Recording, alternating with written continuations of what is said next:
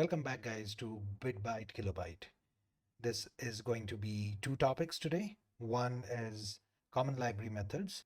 In here we'll cover some of the very common classes and library methods that C# provides out of the box, which you can use on your day-to-day basis. We'll also talk about how you can also download external libraries to meet your programming needs. And then we will see how you can build your own libraries. If you have coded for something, how you can store it in form of a library and reuse in your future projects, or you can give it to your friends as well, where they can use it. After that, we will talk about some of the basic ID debug features that you need to know to do some effective programming and debugging. So let's hit the code. So what I've already done here is I've created a new project called libraries demo. I'm not showing you the process again because we created a couple of projects already. So you can go back to those videos and check how to do that. So here, as we have seen before, we have this program class, which is by default created. And we have this main method where we will do our actual coding. We start with a very popular and common class that we have been using since chapter 1. That is our console class. Console is a class that is provided as part of the system namespace in the system library that we saw in the previous chapters. So console has a bunch of methods within it which we can use, and all of those methods are around what you do with the console. By console, I mean the black screen that you see where you see the command prompt. That's your console. So playing around with that can be done through the console class, which is part of the system library. So before we get into methods, there are a couple of properties that you can set within console.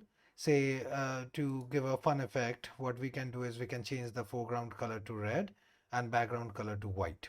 And then I add a line, console.readline, to see what's happening. Let me run this program now.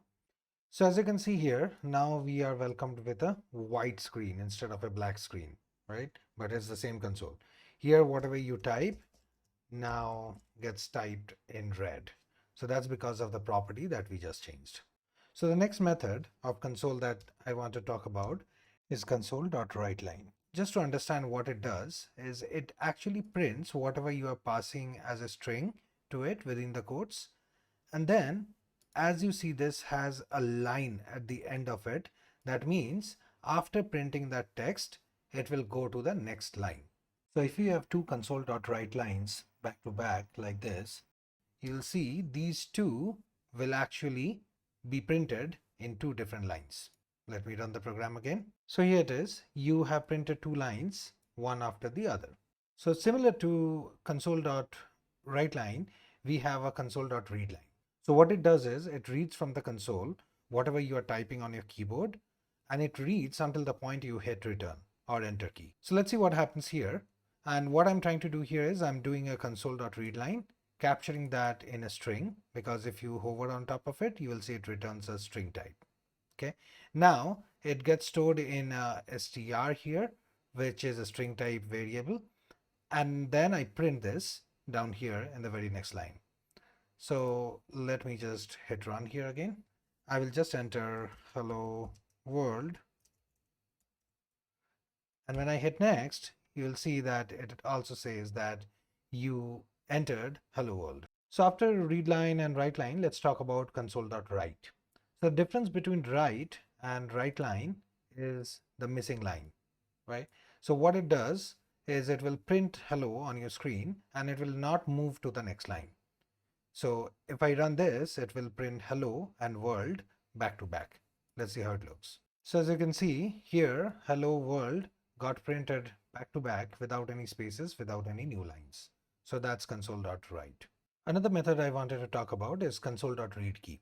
We had used this before just to keep the window stopped and stop it from going away in our first chapter. But here, the actual functionality of this key is it actually reads a key. And if it is reading a key, it should let you know what it read, right? So it returns you an object of type console key info, as you can see here on the pop-up. So I capture this in a console key info object and call it C. And then I'm trying to print it. Now console key info object is again something which comes out of the box along with the system namespace. Now I can do a C dot keychar that will actually give me the character which I have entered on screen. Let's see how it looks. So as you can see, the screen is up here. Now if I press R, you see I pressed R once, it printed again. So what it's doing is it's capturing it and it's printing again immediately after that. So again, I'm not trying to cover each and every method that console provides. What you can do is you can just hover over these, stop here, and it will tell you in the pop-up here in the tooltip that what that method does. All I want you to understand is there is a library like this, and there are many libraries like this, which you can use for your benefit rather than writing code yourself. So always before writing the code, make sure that you are not reinventing the wheel. If it is there in some library, go ahead and use that instead of writing it by yourself. I mean, if you're writing it as a challenge, then go for it. But otherwise, if you're writing it in your day-to-day work, see if you can reuse something. Otherwise, it will be just waste of time. So I would say just go through these and see what other methods that could be useful for you. If you don't understand something, Google is always there to help you out. Even if you don't get an answer, if you have a specific question which you don't find the answer of, just write a comment to me and I'll be happy to help you and guide you there. Now with console class taken care of, let's move on to some other libraries. So we talked about some data types like int, char, float, double, etc. So if you hit a dot after int, you will see these are the few methods that the int keyword provides. But however, remember, int is not a class. It is a type of structure which provides you a placeholder for a native data type. So if you see here, if you hover on top of this, you will see that it says it's a read-only structure of type int32. So that's the wrapper around it. So even though it stores a native data type, it is actually represented using a structure so that you can get some additional methods under it. Okay, now some of these methods, let's see what it does. So here we have two methods. Int32 max value, you can always write it as int.maxValue as well, doesn't matter. Now int.maxValue and int.minValue, it's self-explanatory, you know. What it does is it will tell you what is the maximum number that you can store in an integer type variable, or integer 32 type variable, or integer which is 4 bytes of width. Similarly, what is the minimum value that you can store in an integer type variable? Let me run this. So as you can see, it's a very long number. I'm not trying to get what that number is, but you have a positive range and a negative range of a very large value which int supports. So the next function within int or int32 is parse. To understand that, let's write a snippet of code. So I declare two numbers, number 1 and number 2. We are going to build a very, very basic calculator here. So what I do here is I write this on console that enter number 1. I will take two inputs from user and print the sum of those two numbers. That's what I'm trying to do. So on number 1, I load whatever user enters on the screen as part of number 1. Next, I print enter number 2 on screen. And then I capture the number 2 and store it in number 2. Now finally, when I have both the numbers, what I do is I do add them up and show it on screen. Okay, simple as that. Now let's run this and see what happens. So it's asking for number 1. I enter number 1 as 50. Then immediately it will ask for number 2. I add number 2 as 50 again. So if you see here, it gave the answer instead of 50 plus 50 as 100, it gave it as 50-50, right? That's incorrect. The reason for that is here, if you see, you are trying to print it as a string, right? So compiler is treating it as if you are trying to print these as their string values, not their numeric values. So what we will have to do here is we will have to declare another int type sum and to sum it up here, number 1 plus number 2. So once that is done, if I print them now, and before that, let me replace this with sum. And now let's run it. So again, 50, 50. This time you have it as 100. So far so good. You enter number, it will sum it up and give it to you. So what we have done here is, if you see, I am reading the line from the console and I'm telling integer to parse that string into an integer value. So number one is the integer value. It's trying to parse it. It's parsing it to an integer value. Now, so far so good because I gave integer values. So it is able to parse. Now this program will fail if instead of integer value, I give some character values. The moment I do this, the program fails. It gets an exception. It says that the format is wrong. Input string was not in correct format because it is expecting, parse is expecting a string which is actually a number, right? So we stop the program here. How to solve this problem? So you can use parse wherever you are sure that no one is going to give you a wrong value. Wherever you are, if you are reading some data from a table column which contains only numeric values, then yeah, go for it because it will be always numeric. But if you're reading something from a console screen, it's a problem because user may enter whatever they want. So to fix that problem, we go to our next function. Okay, so the next function is int32.try parse. So here, as you can see, it's saying try. It's not just parse. So what it will do is it will try to parse whatever you are sending it as parameter 1.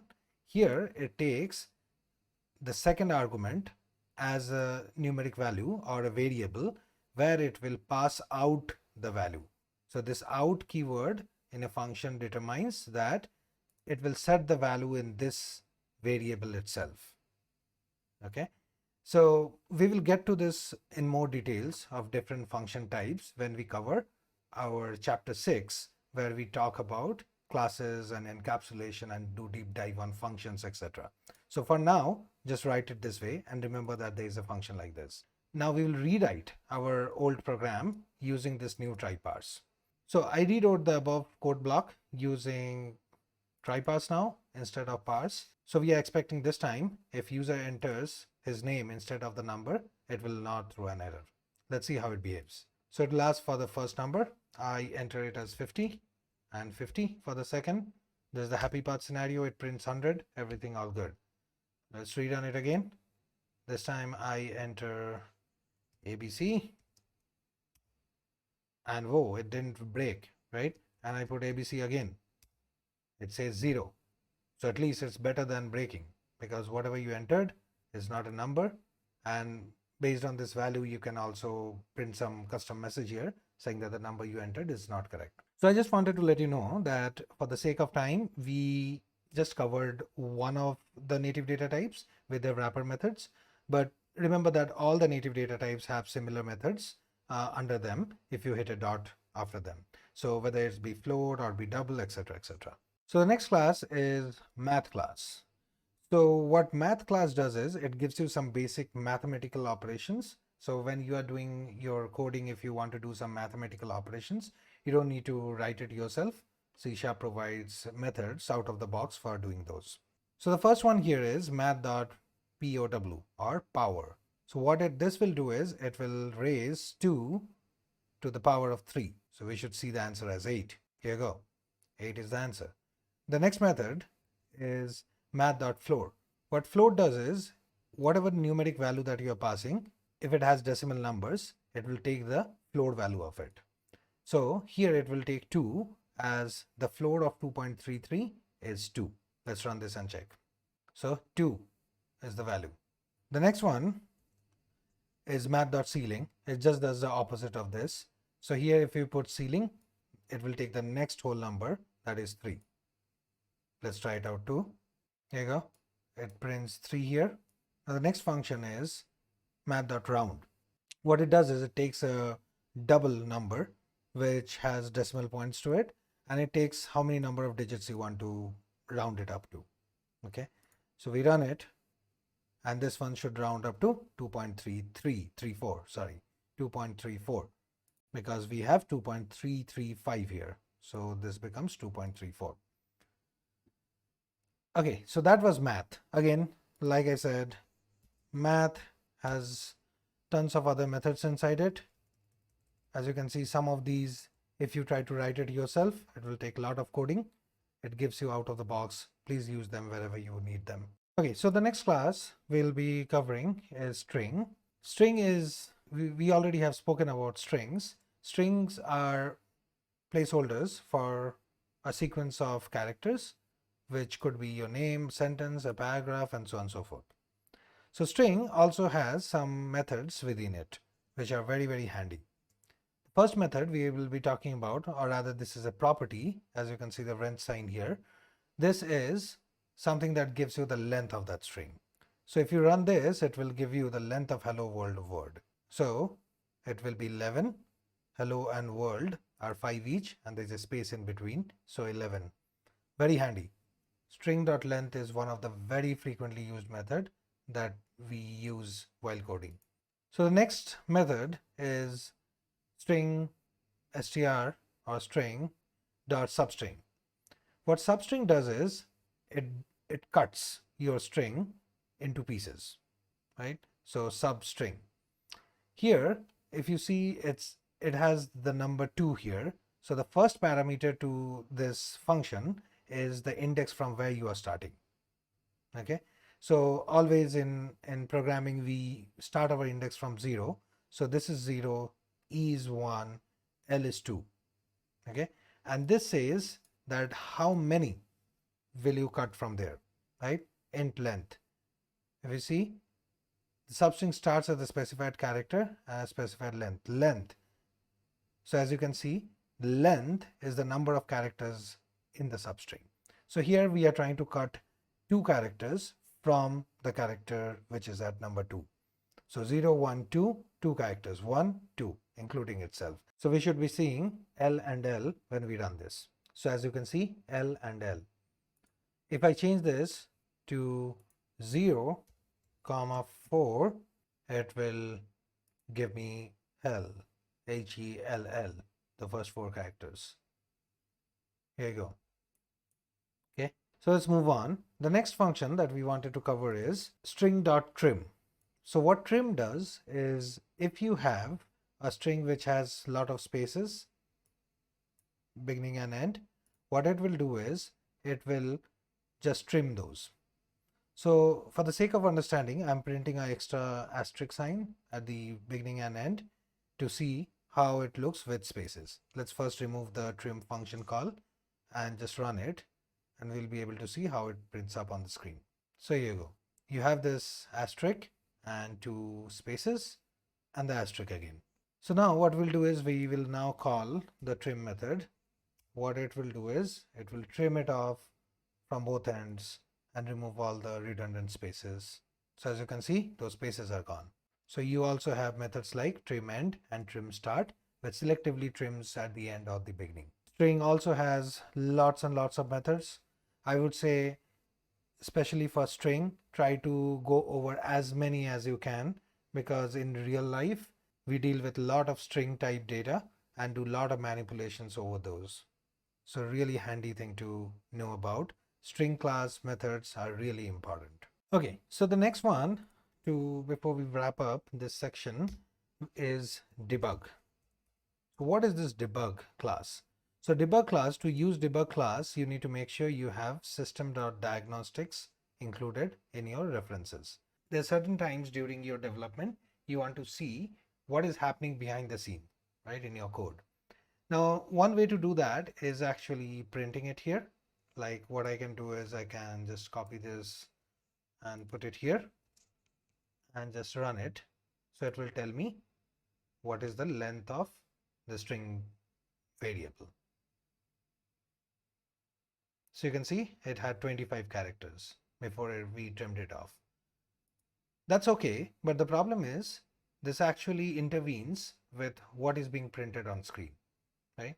Sometimes you don't want to do that. And if you keep these kind of statements here, everything that you print on screen makes your program slower, because it is doing some extra work of printing on screen. So if you're printing lots and lots of data on screen, when you are processing large set of data, it will make things slower. But if you still want to check something without impacting performance, debug comes handy. Okay, so what we are going to do here, instead of console.writeline, what we are going to do is debug.writeline. write. So it also has Writeline and write. So I will go ahead and use the Writeline one. Here, if you see, if you run this, your final output will be unaffected. You didn't want it to print that 25 here, right? So it's not getting printed. However, if you come down here, as a developer, you can see this output console here. Here you can see that 25 is getting printed. Okay, so this is a very handy feature, especially when you are trying to debug something without printing something on the screen. In the back end, if you want to log certain data or certain values, you can use this. So again, debug also has, this is not the only function that debug has. It has a lot of other functions. I would say just Google them and see what all you need. But I normally use this debug.write a lot when I'm trying to debug something.